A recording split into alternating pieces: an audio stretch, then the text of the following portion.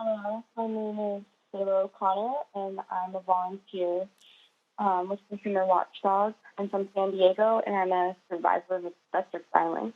When did we lose our rights as doctors to have autonomy in birth and to give birth the way that we want and to refuse procedures that are not medically necessary?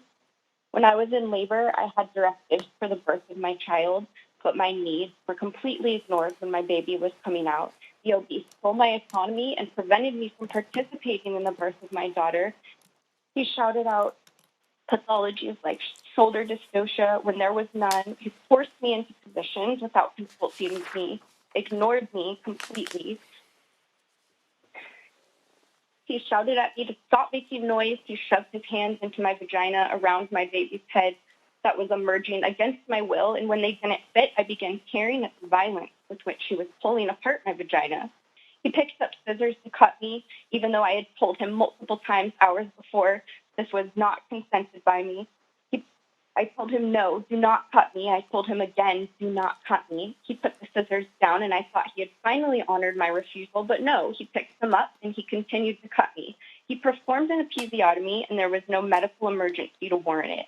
Moments after pulling my baby out of me, he also yanked out my placenta without waiting for it to dispel. My doula and my partner witnessed this violence. As I told him I could feel it when he stitched me up, he ignored me again. I kept repeating that I could feel the pain. He finally responded, laughing, saying, "You don't want it to be loose down there, do you?" He conveniently left all these things out of my chart, falsifying my record, but there are no consequences. We need accountability for these batteries, for obstetric violence, for the implicit bias that happens in maternal health care. I am calling on you to require the board to interview complainants before their serious bodily injury or death complaints are dismissed. Doctors have 4 opportunities to provide input, but we have none. When we file a complaint with this board, we need our complaints investigated.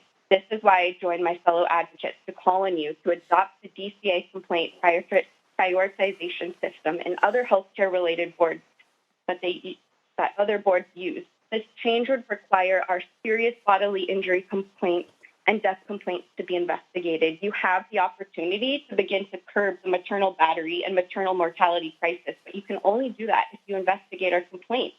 Please require a mandatory interview before dismissing these complaints and modify the 2 business and professions codes in the Sunset Bill and adopt the DCA complaint system. Thank you. Thank you for your comment.